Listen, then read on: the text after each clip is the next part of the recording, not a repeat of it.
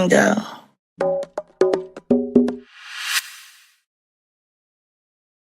Homer crank, funky drummer, feel the heartbeat. Let's hit the dance floor and let our private parts meet. Round these parts, that's how we party, so please pardon me. Ladies in the place, participate and move your body, please. What's good? What's cranking, good people, ladies and G's? Back again, back again. Chief and Go, live for another episode, another edition, another week. It's the Chief and Go Show. It's the Chief and Go Show. It's the Chief and Go Show. What's up, y'all? Let's see who coming up in here. Okay, remove this. I don't need this. There's a pop-up in my way. Remove that. Okay. No, get out of here. Tony Green. What's up, Tony Green? How you feeling, my brother?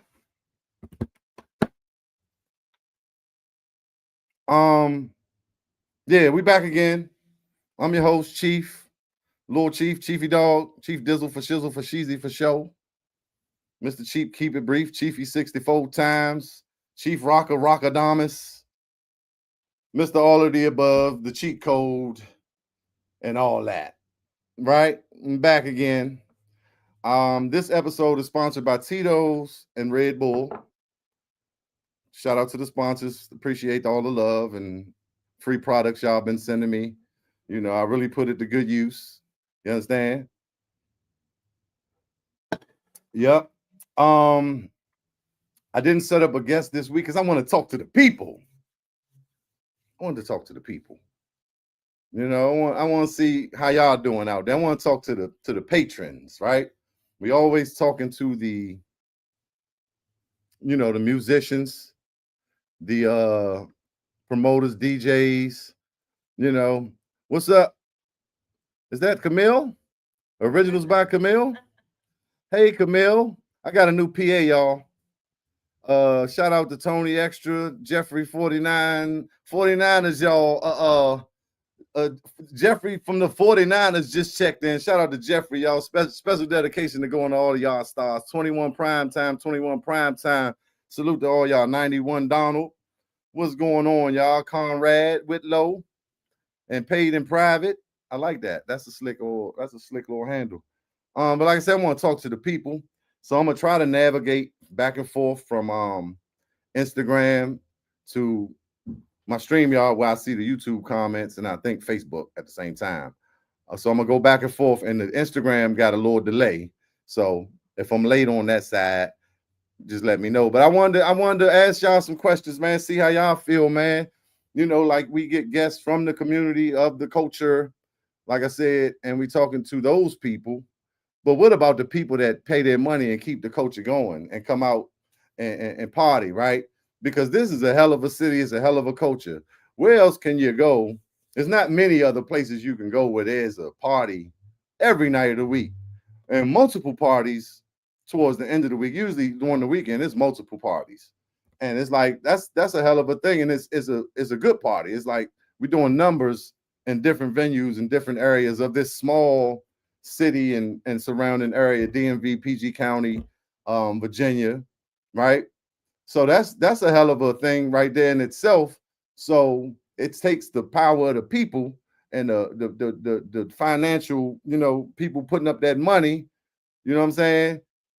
Getting dressed, getting real nice, putting on that smell good. I meant to put on my smell good because I said, look, if I put on my smell good and I smell good, you know what I'm saying, and look good, I might could do a good show. I said, let me set the ambiance in here. I said, I'm gonna start doing that. I got on my smell good. But you know what I'm saying? Y'all put on them party shoes and come out, and support these bands faithfully. So, I just wanted to talk to y'all and see how y'all felt about things, the nature of go-go. Like, when I talk to most musicians, we say, what's the state of go-go? How do you feel about go-go? Is it too many covers being played? We need more originals. We got to talk about all the big bands or these bands that's picked every week playing on these certain events, and seemingly other bands are not getting a chance. Shout out Bob Backwoods. What's up, Bob? I want to know how y'all feel about some of these things. Because I hear the chatters, I hear little things. I don't really want to name no names, but I will, right? What's up, JD? Shout out JD. Appreciate you coming through. But I know for me personally, um, I'm of the culture. I've been around the culture a long time, whether it was playing or just around it and spreading it and loving it before the chief and go. I fill in with bands, do production, mixing and stuff in the background. So I'm around, and it's not that I expect to get in every venue free, but sometimes it'd be like show a nigga a little love. So if it's 40 before 12 o'clock and I get there at 12:05, at least let me get in for 40. You might as well let me get in for 30 or 20. Let me put some in the donation plate because I'm gonna come in here and I'm gonna do something. You know what I'm saying? I'm gonna get on that dance floor and I might hit my little moves and size the whole party. Nah, but for real, it's just like, I'm of the culture, like, and that's what I'm saying. I know every band member can't go around and get in and everywhere free, but just sometimes I might not have it, to come pay $60 because I gotta go to the bar, sponsored by Tito's. You understand? Now I'm gonna spend 50, 60 at the bar, and sometimes I ain't got it. So I'm gonna go to YouTube and watch the goddamn and get my party on YouTube. So I understand promoters got to get their money. I understand business, I understand numbers and all these type of things. But I do come from a time where I understand inflation and times are different and the value of dollar. I ain't stupid. But I come from a time where you could go see, it might be publicity of somebody, right? Like that. And all in one or whatever. Pure Elegance, Huckabucks, Backyard, Junkyard, all on one show. Taj Mahal, right? It might be New Year's Eve, $20. You see all them bands. So how was they able to? I mean, we talking about the Taj Mahal. So back then we had more bigger venues, right? We already know. Well, if you don't know, it got kind of reduced to the lounge thing, to the restaurants. That's why you got Five Sisters Restaurant. 55 was a restaurant. A lot of these, they're not the same type of venues as a Ibex or a Taj Mahal or a Zulu Cave or Icebox, right? These joints were dance halls type of joints with 1,200 kids could fit in here, and the standing room. We ain't got all the tables and all that old, by my table, had my bottle over here. It was a venue, it was open. You might have had a joint here and there, like the Icebox. It was a little back room. We might can go in and play PlayStation, but you had to be in the band or something. But it wasn't a lot of this VIP booths type stuff. But I understand why some of that happened. So I'm saying all those things considered, right?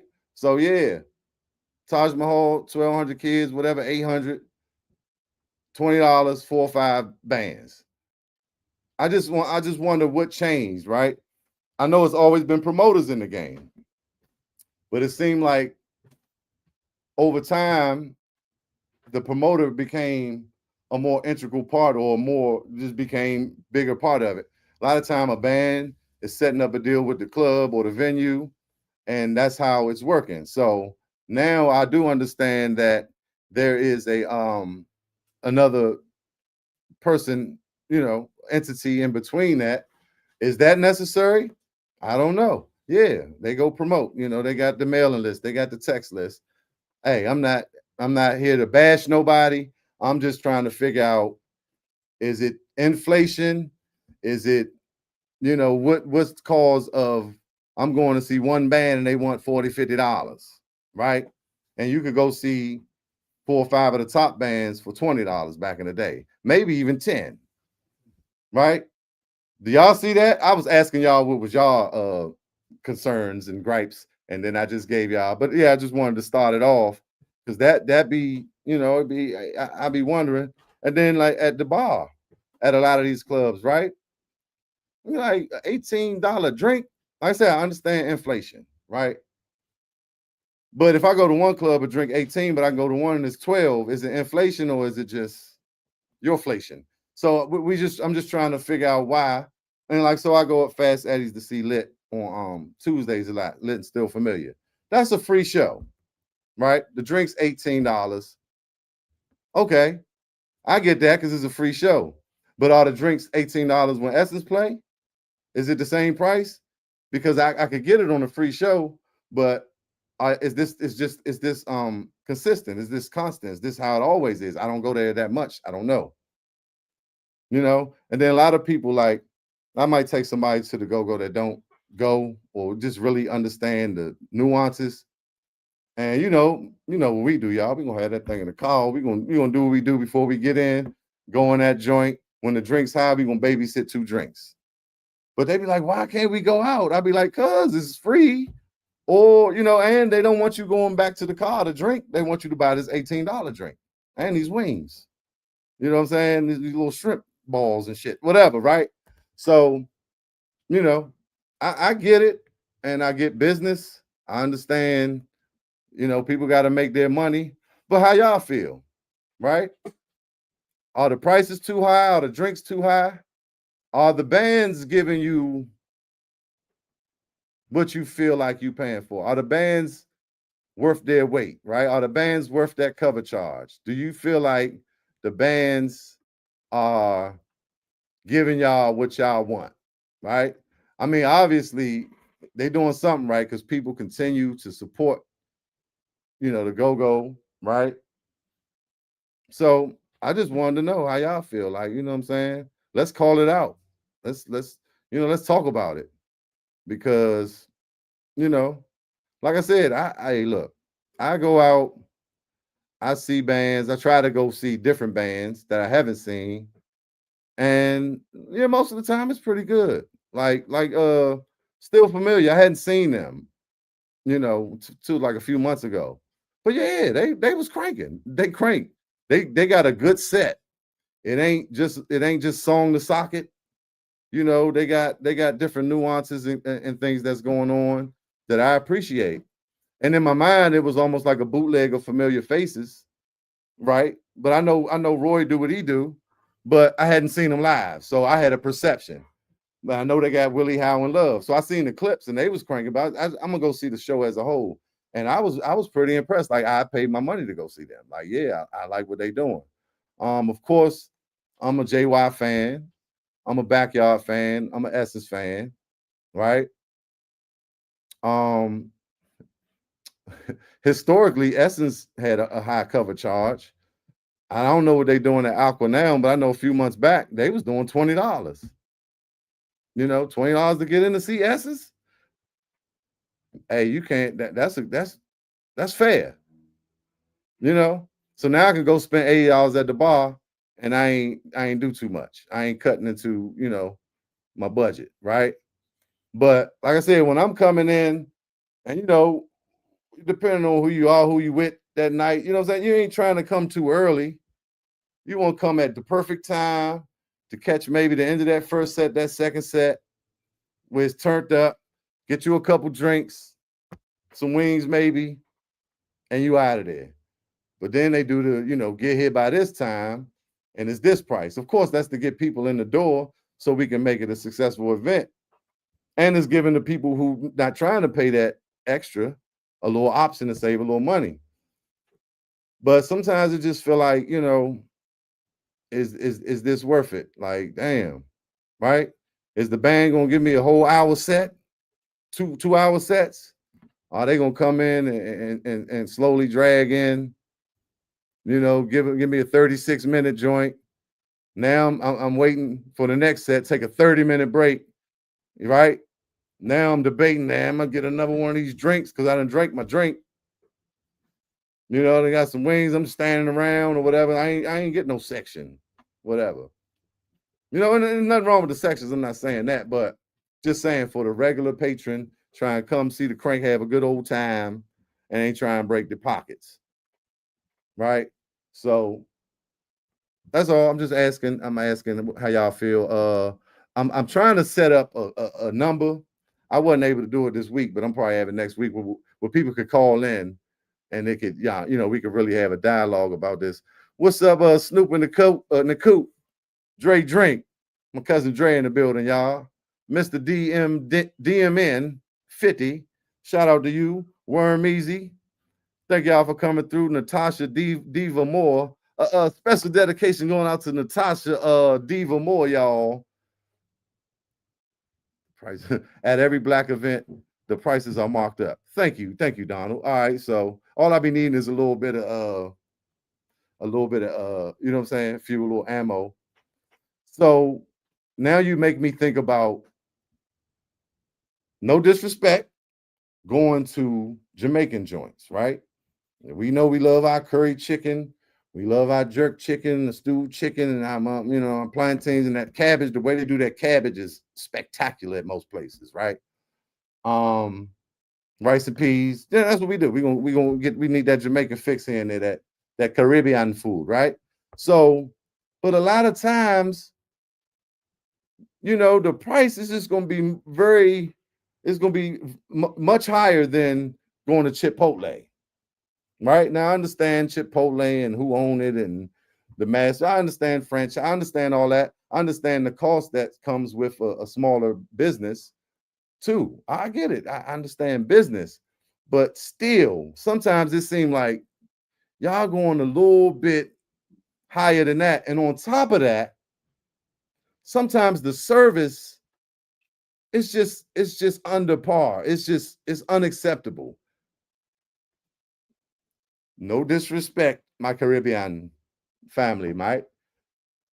Some of y'all act like, it's because it's like the jerk is good. So, and Auntie done open up this spot and you working in here.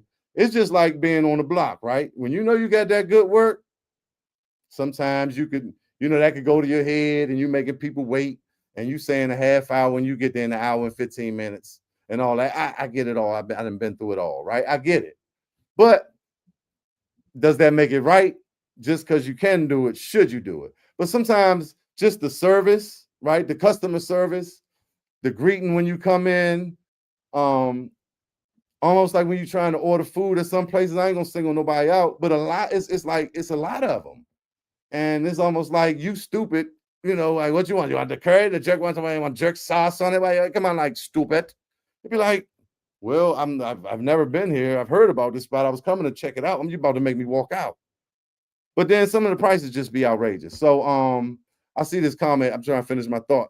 But yeah, like, so with the same thing, like, so you said black businesses, it just always charge higher. And is that because the cost is higher because we're doing business on a smaller level? Or is that because y'all just do it because you can, right? So on top of the customer service, and you made me feel stupid because I ain't know how to order, then it might take 35 minutes for you to bring my goddamn jerk chicken. I would have went to Chipotle and been like, bowl, brown, mix the beans, honey chicken, give me some peppers on there, a little cheese, and I'm out of there. And it's good. You hear me? Right? I like the Spanish food. I live in Hyattsville, right? We got all them joints, Taco Tuesdays and all that. Real tacos, them street tacos, right? They get you out the way. You know what I'm talking about? They get you out the way, even though it's packed and all that. So let's talk about it. I can't do Fast Eddie's, man. I went to see Back one time. Oh, my bad. Let me put the goddamn comments up, y'all. I'm acting like I ain't running the show here. I went to see Back one time, and there was an infomercial playing during the whole time on the big screen. Why don't they turn the lights down? Right. So that's what I hear about Fast Eddie's across the board. Because, we talking about the go-go. You know what I'm talking about? Ladies in the place, participate and move your body, please. You know what I'm saying?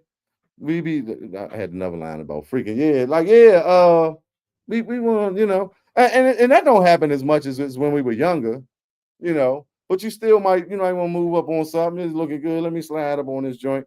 And then, niggas don't really care for the most part, unless they hiding from their girl.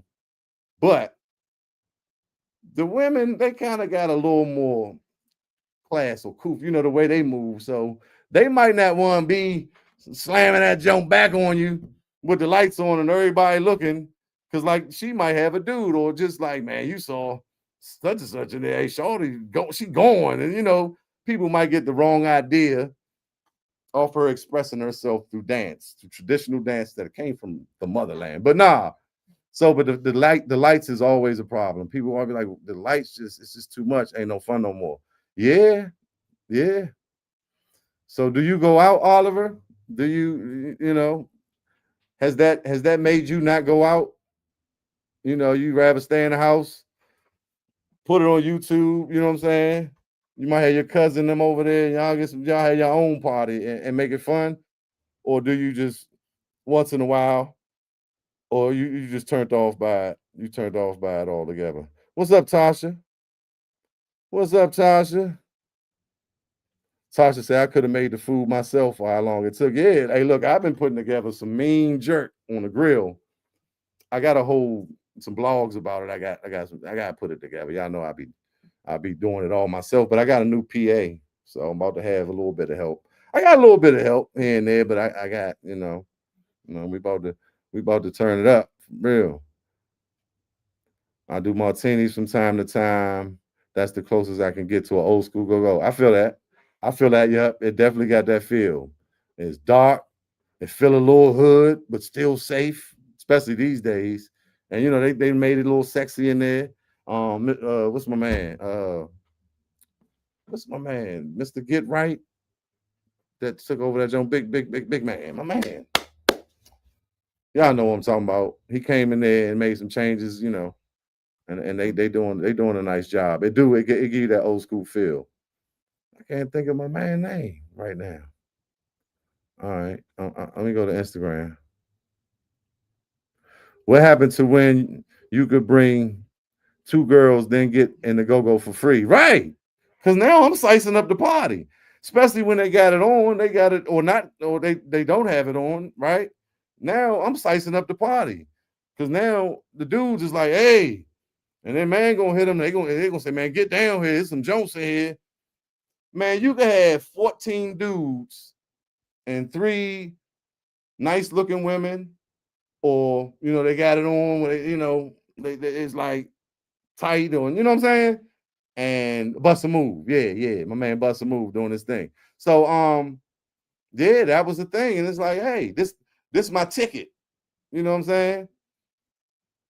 It's like Tupac said, he said, man, I rap for the women because the men gonna follow that. That's the key. Man, you go back to antiquity. You go back to every religion, the first religion before there was religion.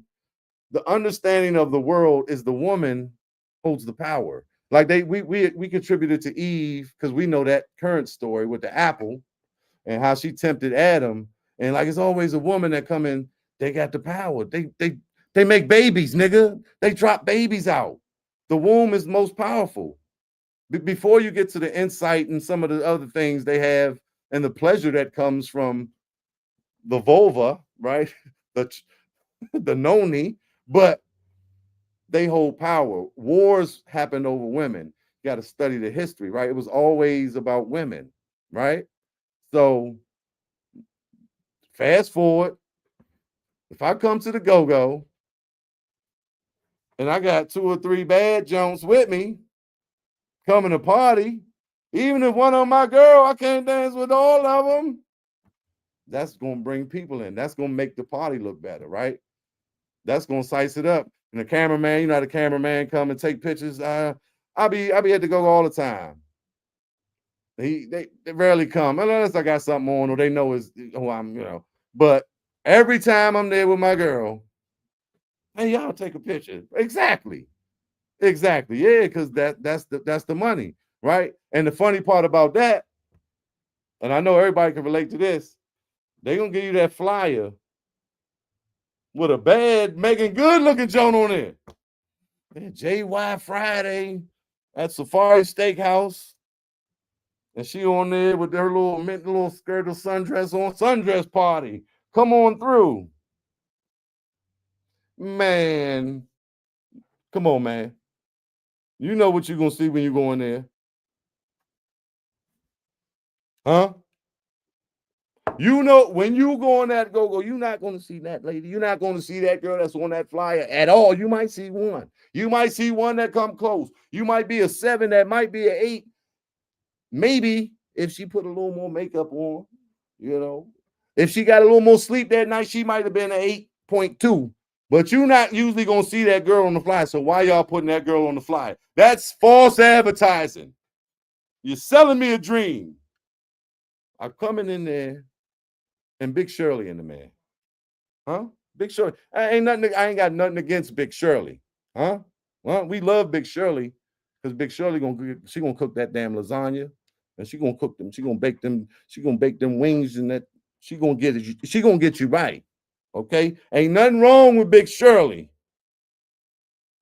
but the truth is you got to put Big Shirley on the flyer. Put Shirley on the damn flyer. Huh? Stop misleading me. Until y'all get Megan Good in there, don't put her on the flyer. All right, y'all. I do my thing. Okay, bust a move. Yeah, I'm weak. Hey, go ahead, Tasha. You know I gotta, huh? Huh? You know Zell gonna come out. It's just what it is. Sometimes he's gonna come out, and that's just what it is. Huh? That's what it is. Yeah. But no, thank y'all. Thank y'all for chiming in on the convo. But yeah, what else? Like whatever, like what was going on, man? How y'all feel? Like how many times do people come and ask y'all how y'all feel? You know, tell the truth. It's okay. Tell the truth. Because we're sponsored by Tito's and Red Bull. It's the Chief and Go. It's the Chief and Go show. It's the Chief and Go show. Oh boy. Y'all know Hot Barb's up there. I know y'all just saw her come through. I know y'all saw her come through the shot. But yeah, like what else? What else? Who went to Art All Night this weekend? You know, Friday and Saturday. I know it was at multiple places, but who went to any of them? That's that T-shirt. Put Big Shirley on the flyer. Hey, that's a T-shirt. Yeah, you ain't lying. Put Big Shirley on the flyer. Megan Good ain't got on Big Shirley, huh? Big Shirley gonna get in that mother, and man, Big Shirley gonna dance though. That's the thing about Big Shirley. She gonna party. Cause she ain't trying to look cute. She ain't worried about this and that bitch. And then she got nah. Big Shirley, like, yes. Yes. So that's what I'm saying. There's nothing wrong with Big Shirley. That's good, clean, wholesome fun, right? But you know, just things I've noticed over time and heard, you know, no, I know y'all heard that one before. They'd be like, yo, come on, man. Y'all know what it's gonna be. You know, put a couple dudes with long gray beards, you know, a thick joint, and that now it's like, oh, this oh, I know what this is, right? This is accurate. I'm coming up in there, JY gonna crank, because the bands, these motherfuckers ain't young, and you know what I'm saying? It's go. Just don't put nobody on the fly. Back in the day, they ain't had to put nobody on the fly. That's the thing. Like I said, before these promoters and these different things, it was always promoters. Don't get me wrong, but it's been an influx. It's been it's more promoters in between these events than it used to be. So, like I said, it would be a certain number, and you was gonna party, right? You're gonna get 4 or 5 of the best bands for a good number. Now, not so much. You know, here and there. You know, it'd be a good lineup, but you're gonna come out your pocket for that joint. And you know, I just want to know why. Want to know why. What was I about to say? Oh, we was talking about Art All Night. Anybody go to Art All Night? So should I tell y'all that? Should I tell y'all? Hey, Gabby Moe. Gabby Moe in the building, y'all. My brother from another mother. Y'all make sure y'all go check out Lit Band each and every Tuesday up there at like I said, Fast Eddie's with the lights on. Yeah, and they say like, you know, they say nah, they can't turn them off. It's like, I guess it's like a safety thing, you know, because them people that own that club, they not of the culture. They not, from they never been to the Ibex or Taj Mahal or East Side, and they don't know, how it's run. But when you try to tell them, because they serving food, whatever the reasons. Like I said, it's probably a safety thing, because when them lights go out, it could get a bit more dangerous. Now that Taj Mahal. So if you're facing the stage, that left side of the stage, it was like a little area right there. Woo, Lord. A lot of things going on over there in that dark. And it used to be pitch black in that jump specifically. But like I remember New Year's Eve, some girls getting sliced up, because y'all know the Huggabucks used to bring out, a little different demographic. We might have the VA joints, the Rockville joints, and they in that joint. And we playing with junk with them Chesapeake. You know what I'm saying? Congress Heights, Southside, Shipley Terrace joints that really ain't taking too well to them little Rockville joints. And I remember time the youngins got sliced up in that joint down in them trenches, trying to come party with the Huggabucks. It's time. We got the bud. But yeah, so things change. Like I said, and the different causations. I understand.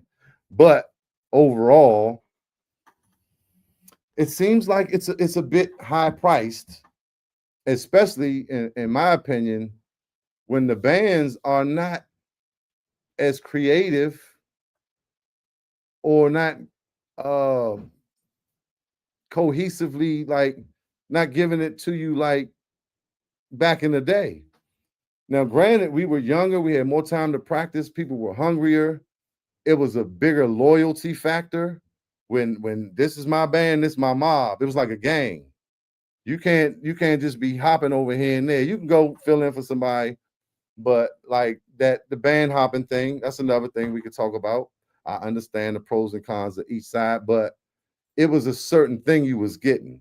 It was a defined sound from these bands that put in a lot of work to bring that to you, band and show, right? Steps and gimmicks and what have you. It was a lot of thought and creativity, you know what I'm saying, that was going in, and just pure crank and repetition and like I said, practicing.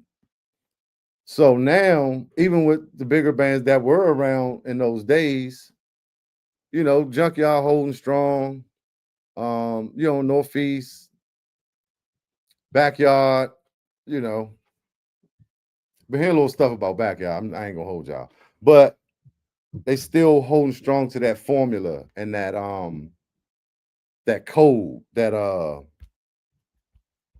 decorum, right? Of what this stands for, what our brand, what you gonna get when you come see us. But back then everyone was doing that, so it just made everyone else better. Everybody had to stay on their toes. So like I said, you coming to see that for $20 and you get to see 5 of those bands, and now you might go see 2 of them and they want $40 and early bird tickets and this and that. And so I don't know, I just be wondering, is it what's going on, and is it just the natural progression of the the dollar, value of the dollar, inflation, cost of things. We know right now everything is crazy. So, but this has been going on for a while. And then is the product the same? Nothing good lasts forever. All things come to an end. The 90s just might have to be the best era ever in go-go. Argue with me. I'm ready. Please, somebody come here and tell me 90s wasn't the best era in go-go. I dare you. I wish a mother would. Nothing like them 90s. Optimistic Tribe, Pure Elegance, Publicity, Northwest Youngins, Precise, Pleasure, JY back Northeast, of course, Essence. But a 90s Essence is different from an Essence now. And like I said, things change. We get it. But is it worth the price? But yeah, ain't nobody go to Art All Night. I wanted to ask how y'all felt about the 911 type of comeback collaboration reunionish thing they did. Cause I scroll and I see clips. I haven't really clicked on one, but I only see Donnell. So it seems as like Rapper wasn't there, and I don't know who else. 32. I don't know who was there or not. But I like that event. I think it's a great event. It's a lot of people, and like I said, they doing it in multiple spots in the city simultaneously for the whole weekend. And the Huggabucks was offered, a chance to do that one Saturday. It just didn't really make sense for a reunion after 30 years of not playing. You know what I mean? It didn't seem like the right stage for us to come back, you know, after 30 years. It's certain things we want to, have for that moment, right? It's an experience. It's production. It's gonna be theatrical. And that outside event, although it has there's a lot of people gonna be there. So it's a big audience you know, to basically display in front of.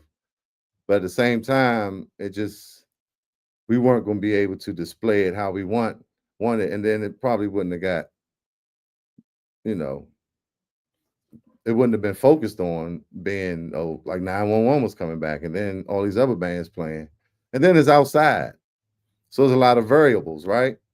The power could go out, somebody could start shooting, and then your whole after 30-year comeback is just over. So I just wanted to see who went. I was gonna go, but one thing led to another, and it was just like it didn't pan out for me to go. And y'all know that fight was that night. I watched that fight. That was a great goddamn fight. I don't watch a lot of fights, but I watched that damn fight. That fight was great. But Damon. Oh, that's who said that about the t-shirt. That's my man Damon. God damn it, Damon. I'm the goddamn CEO. What's up, more? Play that number, cuz 713. Don't play that number. It's about to come out tomorrow. Put $5 straight on it. Put $5 straight on it, bro. I got down telling you, bro, it's gonna come out, bro. Fuck with me. Fuck with me, Damon. Got down, bro. Got down, I'm trying to tell you. All right, yeah, shit. We had a couple people come through. But yeah, I just wanted to come in and holler at y'all for a minute. I'm real transparent and honest. So if I stay on here too long, I'm probably tell y'all too much of my business. But yeah, I gotta get that number. I gotta get that number set up. Cause I know, I know some of y'all really can't spell that good and stuff. And y'all ain't gonna be able to type. y'all with the PG County and DC schools. I went to Blade to try to tell you. They ain't teach us nothing in them. No, I'm lying. I'm lying, but no, I'm playing. But it'll be better to call in, because it's a lot. Sometimes a lot to text all that. You know what I'm saying?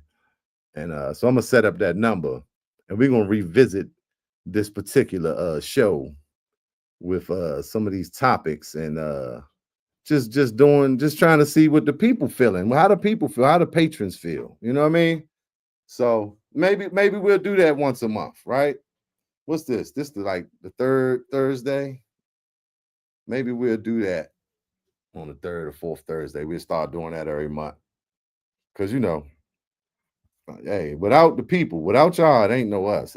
If ain't nobody watching this, I'm sitting here talking to myself. So definitely appreciate y'all, for coming in, showing love, for going out, supporting the bands. You know what I'm saying? Streaming it online, whatever support you're showing, is appreciated, because without y'all, the culture dies, So definitely appreciate that. And I want to show my appreciation by maybe doing taking one show a month to talk to the people. Now I was gonna have let me see something real quick. I also had talked to I had a couple guests lined up, but like I said, I was just, I'm the moving and shaking. But that's Tim. We'll get Tim on here. But I told Pep I might call him from Mumbo Sauce. So let me send Pep the link, see if he want to come in with me. Let me send Pep this link here. I don't know why I be doing it this old school way. Because I don't know how to, I know how to add drop a link, but I think it'll just be just as fast to do this. So yeah, I don't know if Pep got practice. I just told him I was gonna hit him. And Junior, right? The sound man Junior, he about to come on. So I had talked to him, but it's like I just been ripping and running all week. So I kind of didn't set up a guest early. So I was like, man, I just come on there and talk to the people. And I did talk to them, but we never locked nothing there. But I'll see if Pep won't come in.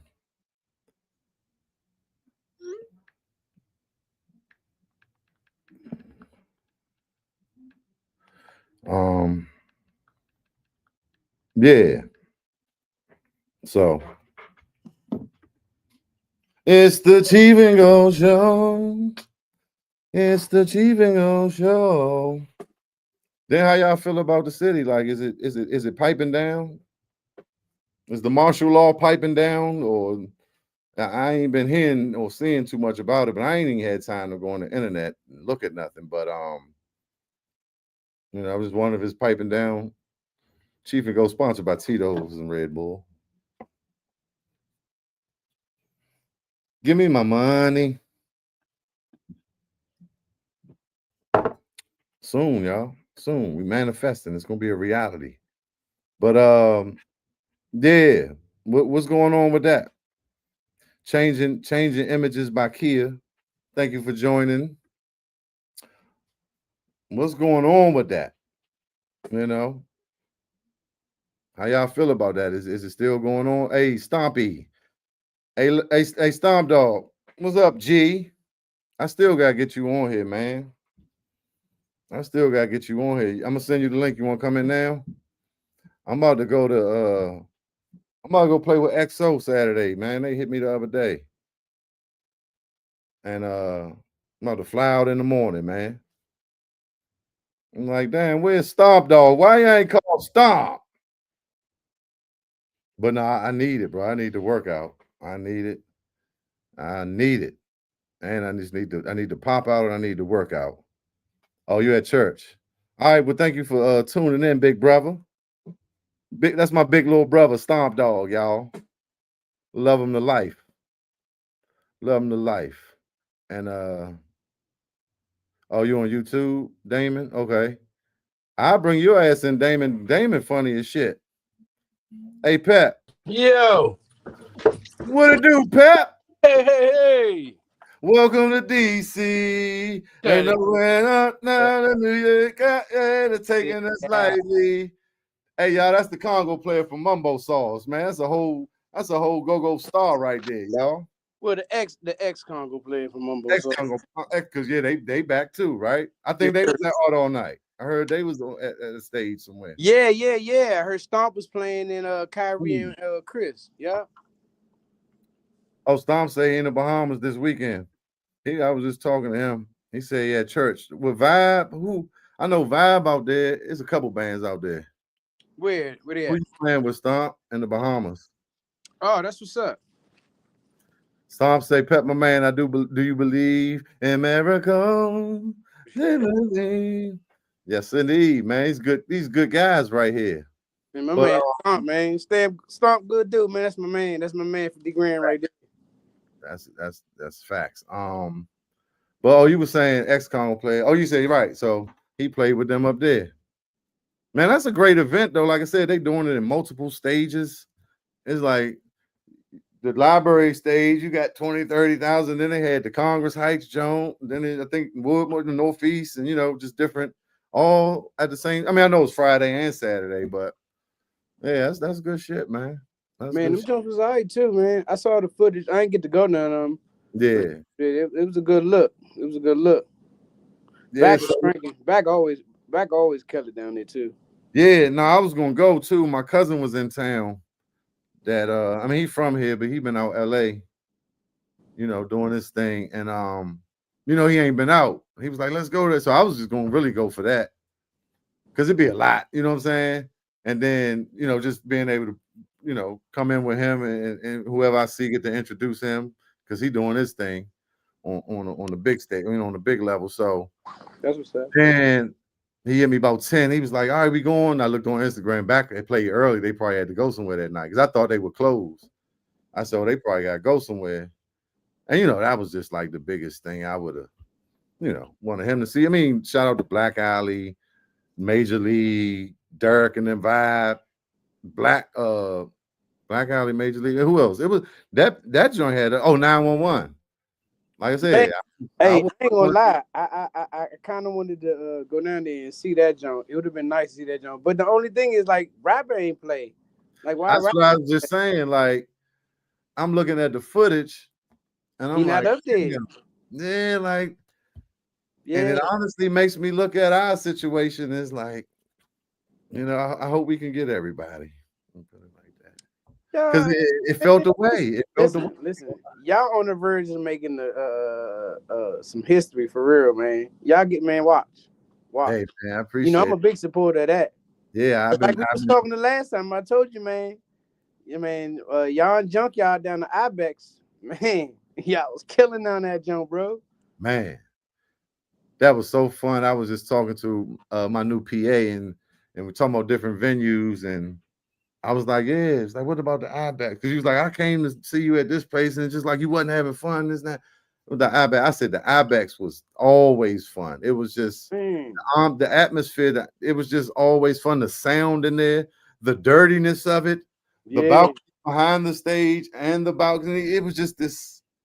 It was just great. Niggas getting thrown down the steel steps on the side when they was fighting. It's just something about that. Man, the Ibex is like pure raw. It's like hood. It's like you ain't played. You in a band, damn near, if you ain't played down the Ibex or you ain't been down the Ibex. Right. It's like you can't explain that, John. It's like the most hoodest, crankingest spot. You know what I'm saying? And I used to live around 13th place. So I used to walk. Man. I used to walk to that joint. I used to walk. But I was too young to get in there when Proper Utensils was down there. Yeah. So but me and my man Dirk, rest in peace. We used to go down that joint, sit at the Missouri Market, and just watch all the beautiful women go in that joint, bro. Man, when I was 18, man, the first thing I wanted to do was go to the Ibex. Right. And that's the thing too. 18 to get in, 21 to drink. Yup. Man, listen. One of my favorite joints I used to play in that joint, the crowd used to go crazy. Oh my God. Yeah. Man, youngin. Slim. It's like the whole floor. Yeah, the whole floor was rocking. Yeah. Man, shout out to Lambo Anlo, my little brother. Y'all make sure y'all go check out his music on all streaming platforms. Lambo Anlo, flat out, is one of the best lyricists. Just all around. His voice is just a great artist, right? A rapper's rapper. So check him out, Lambo Anlo, Anlo. It's like my little brother. Yeah, everybody go check him out.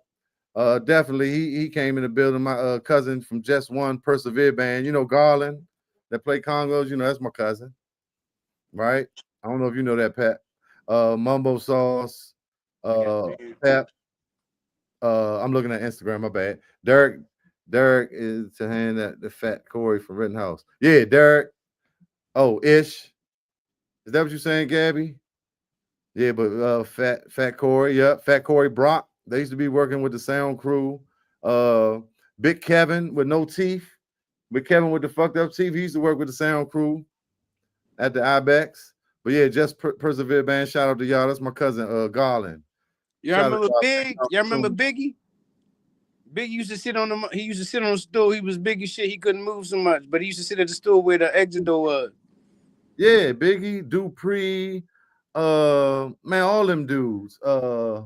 What's the dude that live across from Cootie? God damn it. I be running into a lot of these folks later. Like, it'd be crazy. I'd be over my man house and they live across the street. Like, oh shit. It's like, yeah, I used to be doing security, at the Ibex, and Mark and Big Teddy used to do like the stage setup at the Bumpers and Ibex. So when we first came to the city, consistently we did Bumpers with Backyard and the Ibex on Sunday. Bumpers Friday and Ibex with Junkyard every Friday and Sunday. Then Bumpers went to the Black Hole and the Ibex. And so, but Mark and them would do that, that stage setup, that burgundy drum set. And I used to have to come in this joint behind Buggy and shit. Like, God, y'all trying to kill me. But it was just good times, man. Them was good parties, man. This was like, I Got Fired. This when this first dropped. Man, iPhone was crazy, especially down the Ibex, boy. Man, them was the days, man. That's what I was just telling them. I said, somebody come here and tell me any era that was better than the 90s and go-go. Now, don't get me wrong. I call it the 80s like rap. That's the Cold Crush. That was like the beginning. The tours, they opened that gate. Trouble Funk, Chuck, Pump It Up, Pump Me Up, E-Flat Boogie. They went gold like Trouble Funk, All Respect Due, Chuck Brown, even Essence in those beginning days in the 80s, right? EU. These guys was torn off them records. These records still stand. Go-Go Live happened in the 80s. Yeah. Okay? Most of the people from the 90s wanted to play Go-Go from watching Go-Go Live, right? So that created a whole new monster, the swing and the hop and the double kicks and, the way the drummers changed a little bit, because after Sugarfoot and Juju and what's my man, Big Tony, what's the drummer from EU? It's a couple in trouble. I always forget his name. But those cats, huh? Yeah. See, because I'm a little young, but respect to him, because all those guys created influence. It's just some people that become more popular with the Jujus and the Sugarfoot Ricks. So they created this thing, Jungle Boogies, right? Mm-hmm. A long time I knew about Jungle Boogie, but I'm thinking Mickey, that was what I come up on. So I'm looking at him, but now a lot of them beats was created by Jungle Boogie. Jungle, yeah. His thing. So I'm just saying, those guys, no disrespect to them, they laid the foundation, especially Junkyard, when we talking about Crank, right? Mm-hmm. These dudes on buckets. So they ushered in a whole new type of style where Essence and Trouble and Chuck and all them was top 40 bands playing top 40 songs, right? Music. And then they switched it and started incorporating the pocket to extend it to compete with the DJ, right?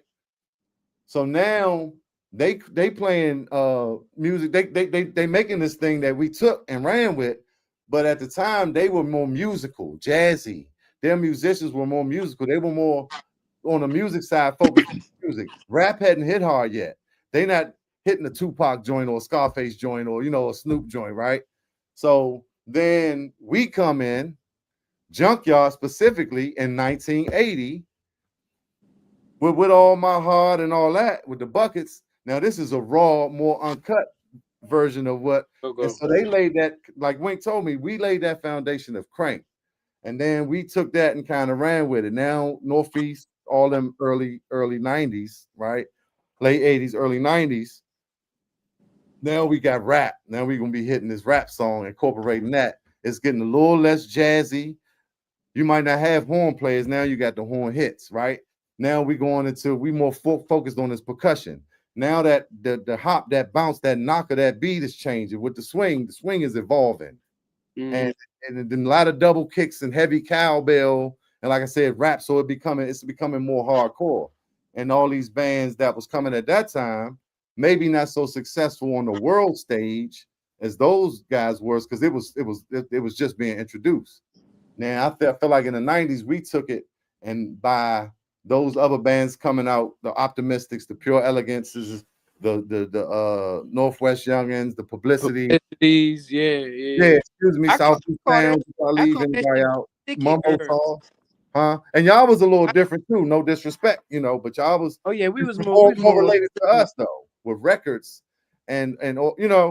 But I'm just saying, argue with me about that, please. All right, let me look at the comments. So look, I call that junk more of the sticky herb, Mhm. where the congos and the drums were more distinctive. It was more the drive was more there. I feel Especially like that's like where the early word, 90s. Yeah, you the crank herb that you talking about. yeah. I think RE kicked that joint off. RE kicked that joint off as far as the crank herb. Foots. My bad, Foots. Yeah, RE kicked that thing off. But Mm-hmm. Mm-hmm. when like the junkyard, the backyard, the you know what I'm saying, the publicity is just like you were saying, we took the beat and this niggas was digging. You get what I'm saying? Okay, now I just got what you said. You saying you think RE kicked it off, right? I remember RE from what's the Stevie Wonder joint? But them horn, them long like that. The world's biggest in the one-on-one. Give me that beat, of course, like you're talking about early 90s when I'm just getting this whiff of it, I'm right? talking not like I think that like even like 89, like Okay. old school niggas had to school me on the junk. Cause I thought it Mm-hmm. was Junkyard. I felt it was not I thought. I felt it was Junkyard that really started the crank era where it was really, really grimy and gritty. Yeah. I mean, So I got a 90, 91, I got joints now. I remember riding with my cousin who loved Essence. That's how I was first hearing them. I heard my first back in 91, just to put reference on it. So 89, 87, of course. So 87, I'm 11. You in the car, you hearing this. And I remember I just want to hear Funk. Funk stood out. And I used to like when he talk at the end. Well, get home safely. Miss Johnson is at the door. You left your she's looking for Sarah. The license plate, this and that. I love that aspect of it. Boom, right. right. Dun dun dun dun dun. Turn on the spotlight, y'all. Right. Take me out to the go. I'm trying to think of a really cranking joint. But the way Googie was mixing it, even right, he even put a smoothness with the gates and shit. The way he was mixing the kicks and stuff, right? Essence had this smooth sound still to me, minus the horns and all that. And I would listen, my cousin would play it, but in meanwhile, I'm hanging in the South Side too, and I'm hearing jump, and it was just this raw edge crank. So that's why, even with my own remembrance of it, it just seemed like that was different, even though he was even on buckets, but it was like this more raw, less polished sound. So when I say crank, I think that's what I mean too. Essence was just like, they had Googie, like, they had Funk. His voice was like this finesse. They had trumpet for Donnell. They had Benny. They had fucking Donnell trombone. White boy. These musicians. So in my opinion, it was their music's almost. I'm not saying they wasn't cranking. I'm just saying I feel like Junk brought in that really influenced that word crank. Now I know I'm trying to think of these because so this is the thing I'm trying to get at.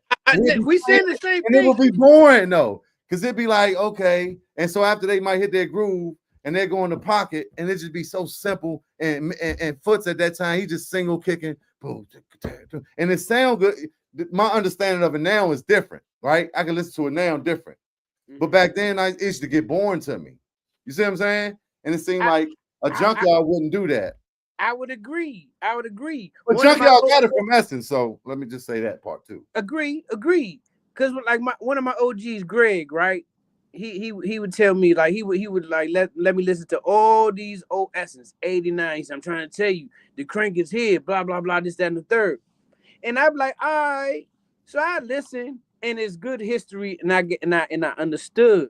But then it's like, I want to hear that. I hear that for a few minutes, but I put on the backyard. You know what I'm saying? Down with the king now, or play the publicity jump. You know what I'm saying? Play that. You know what I'm saying? Junkyard. You know what I'm saying? Let it ride. Let me hear them jumps. So I totally agree, but I still got schooled on by the OGs. I mean, it do come from Essence, so I'm not going. I can't disagree from that. But so Yeah, let me. you know. Da, da, da, da, da. Shit to this Mhm. day. Da, da, da, da, da, da. The Essence joint from Breeze's Metro when Rayful, don't y'all friends, don't let friends drive drunk. That shit is legendary. I appreciate that more. You know, they kept remastering it. They just remastered in 22. But so taking something like that, that bridge to a what? So what do you want me to do with it? And I remember it like, yeah, but they got it from Essence. So, but then a junkyard got to give the people The to give the people people what they what they want. I'm just saying, want. but at the same time, Man, it's man, just it was a certain energy that was inserted, even though they took it from Essence. you I mean, said they it got, right there. you know, but You just said it like right there. got You it said from, the perfect word. It was the energy. It was yeah, the energy. hmm That's the perfect word for it right there. It was the energy. yeah. So I just feel like in them early '90s, that shit got a little boost. It drank a Red Bull. Northeast was coming up, right? Yup. Janet Jeff was a new type of drummer. Buggy was coming up. 90 Tour, man. I like toasting butter. I heard her back from the Kilimanjaro. And I never, yeah, it was just like, this shit is different. Genghis' voice was different, but you got Sauce. Buggy, that's what I'm saying. No disrespect. I'm just trying to look at it as it went on and what contributed to it. And like I told you, Wink told me one day, we laid the foundation for this crank shit for y'all. And I was thinking, like you saying, I'm like, Mm-hmm. no, y'all did the S's did, Trouble Funk did. You know what I'm saying? Mass Extinction, you know what I'm saying? Reds and the Boys, Air Raid was like, but I was talking to Ignatius. He said, you know, he was saying different things. He said, you know who the first go-go band was? I'm like, Chuck Brown. Yo, Trouble Funk. No, Junkyard, right? They was the first band that came out as a go-go band. Maybe it could have been an era, you know, it could have been some people that, as far as we know, popularity wise, this is Ignatius telling me this. Mm-hmm. And I had to say, damn, right? So they came out as a go-go band. These other bands were top 40, the young Dynamos, right? That was Foot's band. You know that story, right? Mm-mm. Foots and them a little younger than Funk. So he going to school, they all going to St. Benedict or whatever school they going to. And he started a band in the basement, right? On I think Senior Street, right? Then Funk upstairs, he a little older. He disc jockeying. That's when it was called disc jockeying at the DJ. Kilimanjaro. And Mm-hmm. Chuck was influencing Funk. He like, man, you got to pick up that mic. You know, you got to do this. He got Funk to rap. And that's why Funk do this, because it's like Chuck almost, you know, like, come on, man, you gotta talk. You DJing, but you gotta talk. So that's why Funk got the ear, because he was a disc jockey first. And so he was bringing songs down in the basement for the young Dynamos, probably around the time of the Young Senators, to Foots and them, White Boy and them, that was all a little younger. And then eventually, you know, he got with the band as the lead talker. So saying that to say, Young Dynamos was a top 40 band, you know, like a Soul Patrol, you know, like look like some go-go bands now. They was just playing covers, but in the sense of playing covers, just like the song. At the end of it, all right, thank Right. y'all to the next song. Then Chuck came in, Los Latinos, you know, extended the, you know, that all that's history. The place was called a go-go, right? The Right. music wasn't called a go-go. So I'm saying, hey, we getting into it, y'all. Tito's and Red Bull. So just saying, so when Wink told me that, I'm like, come on, Wink, what you talking about, bro? And I know you're Wink. Meanwhile, he's telling me he went to go to New York. His people's from New York in the summers. He was going up there. He's Dominican. He got Dominican blood. Who got the Wink? Wink. Wink Dominican? Yeah, so, but think about, we talking about Congos. It was just like, oh. So, Right. but later, like I said, I talked to Hey, Ignatius. that's then he a Latin brother of mine, because That my makes pops sense, Dominican. because you know Dominican. Man, come on, look. Yeah, my pops So, Dominican. yeah, and so he was going up there around when the hip hop was evolving too, and so his cousins was like, "Yeah, y'all got that shit down there. We doing this and this and that." So we had a good talk. But like I said, it took Ignatius to kind of, he don't know nothing about that conversation. He was like, Junkyard, and I was like, yeah. They came out to play go-go on pots, pans, buckets, boo, boo, boo. And that's another thing. It was a lot of junkyard bands. A lot of niggas was in the hood trying to emulate what Essence and Trouble Funk and them was doing with whatever they could find and bang on. Right? Right. But Barry Farms Junkyard got Daryl McCray, Derek McRae, You got me on their that one. first manager, that was driving them around in the van and do all them shows in Georgetown. And before Mo Shorter came, I know Mo. I don't know the guy before. and studying. So yeah, and so he was taking them around. That's they got to deal with him. Mo was the accountant. You know, Mo was the accountant. So he was the accountant at first. Then when Def Jam tried to get Junkyard to change their sound, you know, be more commercial. So Def Jam, Junkyard was in Tougher Than Leather, DC Cab, but Tougher Than Leather is a Def Jam movie, right? We talking about early 90s. Run DMC and LL Cool J and the Beastie Boys was the first commercial rap. This is what opened it up, right? The thing that everybody looking for in Go-Go. Okay. Right? So they was with Def Jam. You got Rick Rubin, Russell Simmons going to college. They looking for fun in the Crush Groove movie, basically. And they had signed Junkyard because somebody had came and saw them in Georgetown and they was stepping, and you know, it was just an energy. And so they didn't know what it was or where the hip hop is not hip hop now. It's just some niggas around here rapping and that having sound system battles coming from the Caribbean, right? And so you got to think they got LL, Run DMC, Junkyard, Beastie Boys, maybe whoever else. So they didn't really know what to do or what Junkyard was. So they like, why don't y'all? And all these niggas, if you think about it, I just figured this one out. Mostly everybody on Junkyard front line historically was in the Baloo. Winter Baloo was in the Baloo singing choir. Argue with me. I can't argue with you on that one because I know all them niggas can sing. Yeah, and so they were kind of trying to, because they didn't know how to package that shit. But Rick Rubin produced Sardines. A lot of people don't know that. Did you know that? Nope. And that's why we're here on the Achievement Go show. Man, thanks, Pep, for coming through. My bad. I know I'm going, but it be Man, so good, homie. You give me information I ain't know. Yeah, but much respect, you know, to the forefathers. I'm just saying in that line of crank, and like I said, when Wink told me, I was like, "What are you talking about, Essence?" You know. But nah, they kind of laid that foundation for whatever that crank energy is. Kind of like you could say, and that would be tricky, right? You could say Maisha laid the grown and sexy foundation. Maisha and the Hip Huggers, or you say Scooby, right? But more people gonna know Scooby in them.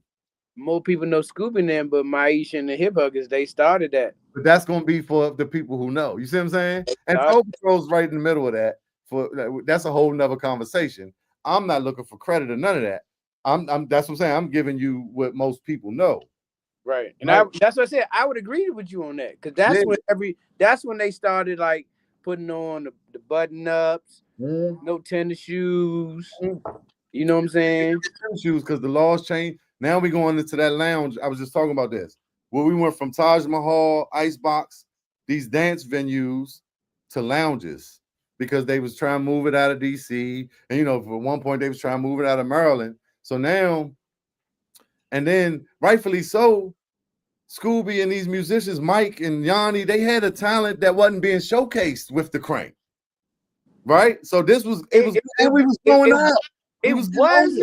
It wasn't, but it was like they always Scooby from Optimistic Tribe. Don't get me wrong, but you know what I'm saying? No, like actually, they was getting Whipperfield and shit like that wasn't happening. No, look, that's my man called it the doo-wop era. Scooby Dooby. The shoe. You know what I'm saying? Where it was all like everyone, all love songs and everything. Yeah. So but, I mean, it was a necessary evil, if you want to call it evil. I don't want to call it evil, but I mean it was good. I mean, come on, do that. You know, like Dayo and E, because you know E and Scooby went through their thing with Listen, so that's when he became the Shooby Killer, because it's like, now I got to find something to. But nigga, you was just with them, and we all know that when Mike and Scooby and Yanni get up there and sing a song, that shit is beautiful. So I'm just saying, everything was good. And so now we got going and cranking or whatever, you know. So, but I'm just saying, when you look at these eras that we've both lived through, and if you really study it and talk to the people that was there, Scooby will tell you it was Maisha. He might not want to mention Soul Patrol, but he knows Soul Patrol because he was in them jumps. Huh? I remember that playlist. Oh, Scooter, my man Scooter. No, so Mark Mood, I had just got with Soul Patrol. I was hanging with Stomp. Hey, Stomp, are you still here? Stomp was playing with it was a singing group. They were signed with Tommy Boy. It was the girl from Family Matters. It was Laura's one of her sisters or whatever. So I'm going to practice with Stomp, and it's like, yeah, Stomp in the R&B band. I'm gonna be in the R&B band, but they actually had original music and was signed with a label. And I'm playing with Prop at the time. So Scooter was with Prop. We was at UDC. I never forget. And he was like, I'm starting, huh? You was What'd playing you with say? Prop too? Yeah, yeah. Yeah, I was playing with Prop. Prop and the Hugglebucks a little bit for the minute at the same time. Yeah, I had about 6 months before Funk couldn't take no more of me. But so we in the crowd, we in the stands like waiting for our performance. And Scooter was like, we starting the band. So I'm like, I want to come through. But it was just because Stomp was playing with an R&B band. I want to do that too. I want to, you know what I'm saying? So a couple of weeks later, we practiced for 3 or 4 months. And Mark Mood called me. He was doing the station. And he was like, hey, that's when y'all was down to Conversation, right? we were just coming out the gate. We started at Club U on Thursdays. And but Kenny was playing the Congos, wasn't he? Kenny wasn't even there yet. Kenny was there when we came to the station, but Kenny wasn't there in the beginning. It was right. Fire. That's what I'm saying. Because I remember coming out the station with Kenny. When Kenny was there, I remember that's why I first met you was down to Conversation. Oh yeah, that was the height of it. Right. Kenny, okay. No keyboard. Scooter sax, Scooter 5 on sax, and Tidy on trumpet. And then Mike, Go Mike would come through on trombone. Blazing Brian might come. Hey, yo, we got classic nights. That's what I'm saying. But hey, real quick. You know, Brian used to manage my go-go band in high school. What's up, Thomas? Brian who? Brian Mills. Oh, for real? Yep. My band Simplicity. Man. Blazing Brian, man. He a teacher now. Shout out to Brian pushing the culture forward. But no, so Mark Mood was doing a Sunday night joint, and Optimistic was kind of morphing into listening, even though that's not exactly how it happened, but it's a lot of similar members. And they were supposed to come. He was like, Chief, you know, an R&B band, because I can, and we know the same people. And they were supposed to come through that. I was like, and we came in and took over. I think it was Sundays first. It was a Sunday night. Then end up turning to Friday and say, but during that time, I remember Scooby and them used to come up there.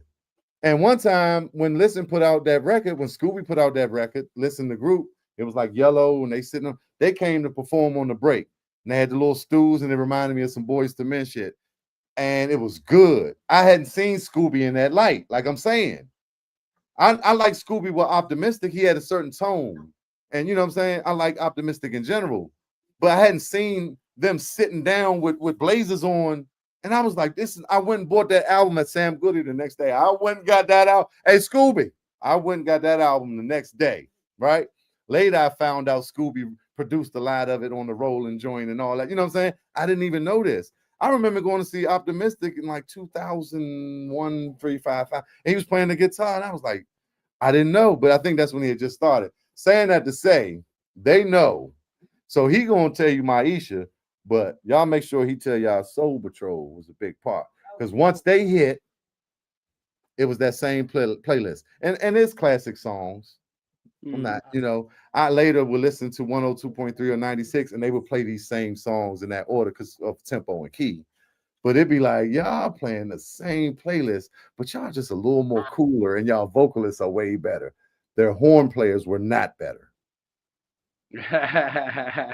Our horn players were far more superior than those twins. Out to the twins. I'm glad y'all had horns in general, and the goddamn vocals made up for everything, and the drummer, Quick and Wayne. Much love. Nah, but this is how this stuff unfolded. Like I said, I'm not trying to really get no credit or nothing like that. It's just about the history. And like you said, if you talk to the people who were there, right, they could tell you the truth, or So yeah, Maisha, even Subtle Thoughts. That was a jazz band before, right? They were playing jazz before they resurfaced with Pret and Diamond in the back and all that.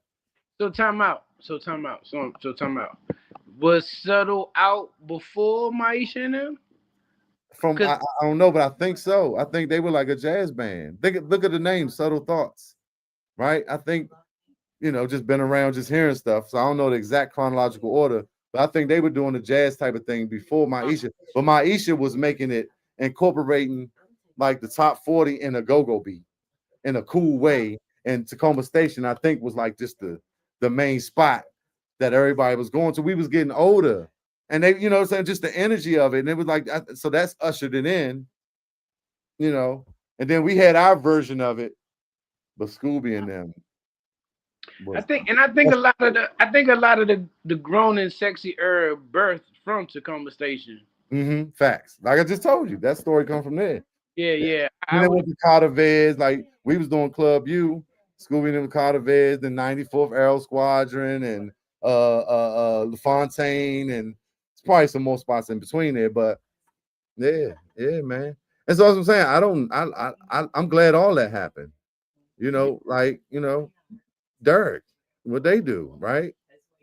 It's just all necessary, but I think it is a balance. And so, I understand the whole Shoe Killers. I laugh and shit like that, but nigga, I love to come here, a nigga sing a good song. You know what I'm saying? Some good music. And one of my OGs, Greg, again, you know what I'm saying, he a Congo player. He don't like he called, like I said, the Shooby Doo Wop he do not like that jump. And I like, ain't nothing wrong with hearing the some crank. People despise it. Just like some people despise the bounce beat. I like it. Don't get me wrong. I like music. I listen to all type of music. The bounce beat is the new, right? That we had Crank. We just told you we come from the 80s in their era. Then we had Crank.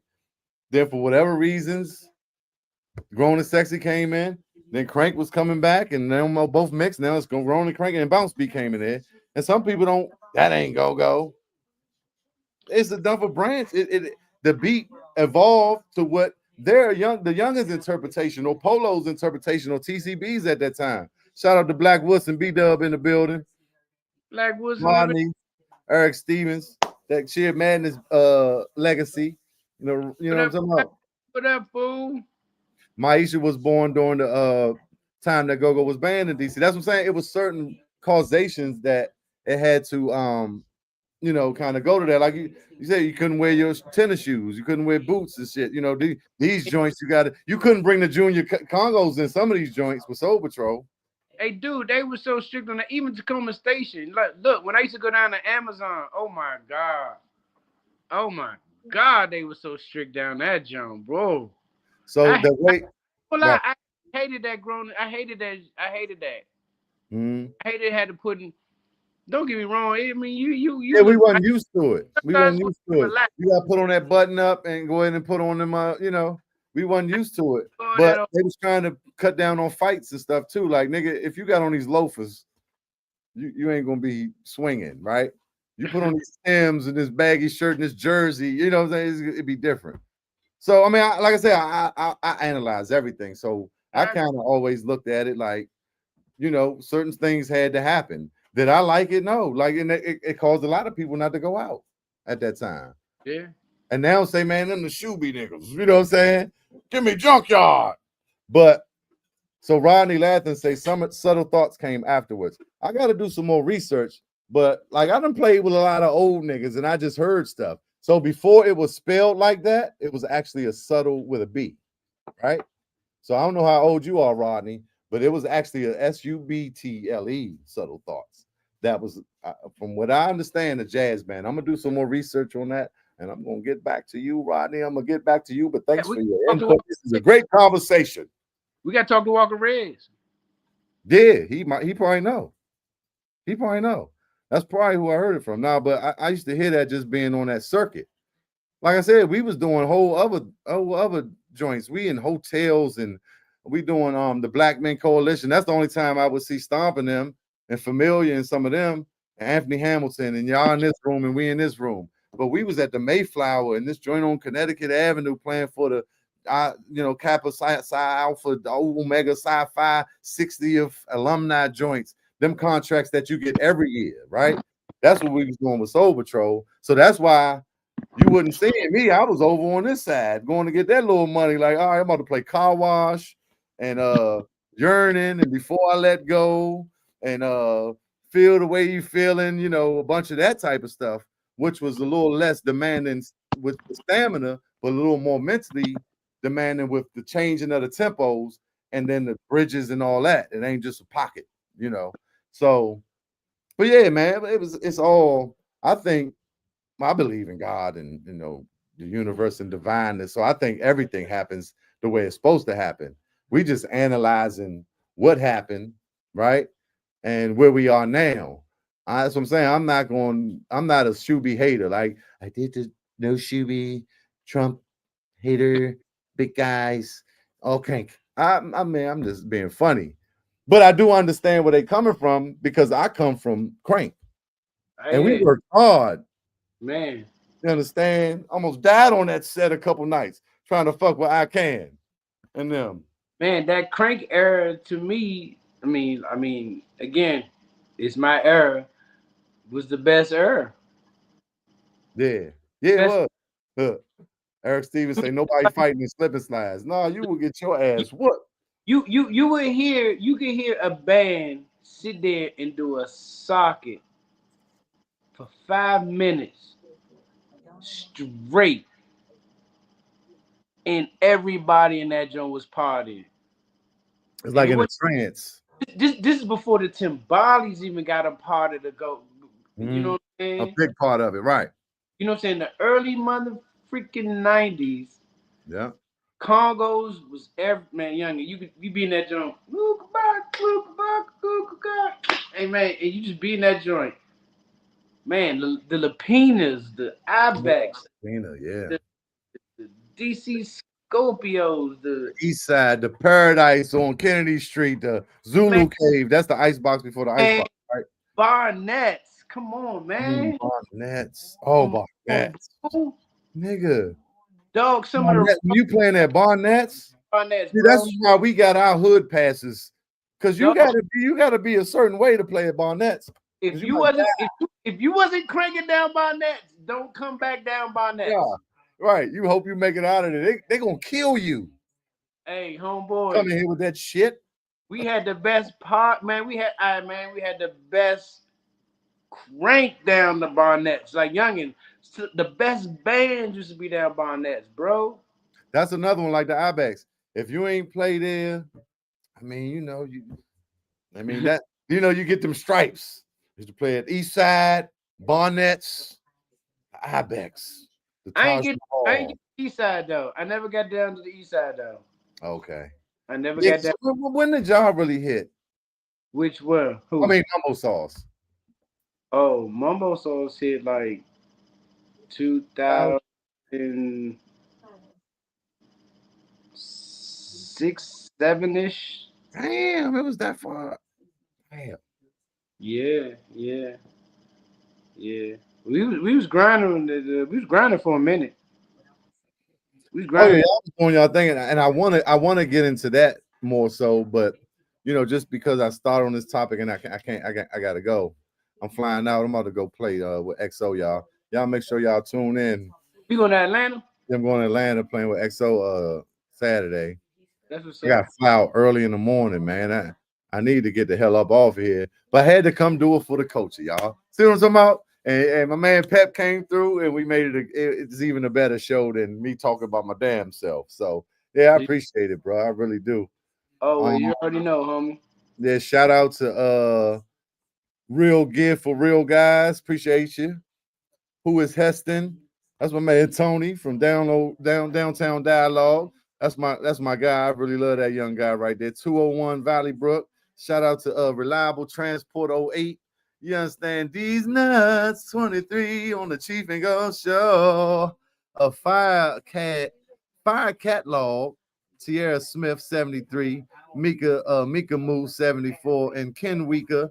There's all the people on Instagram. I be trying to get all the people, you know what I'm saying, show them love for. And this show was about the people. I was trying to see how they felt, about the state of things. Because I hear stuff in the streets and people complain about this and that. So I wanted to kind of give them a platform, which I might do. I was like, maybe once a month we'd do it. But I got to set up a number where they could call.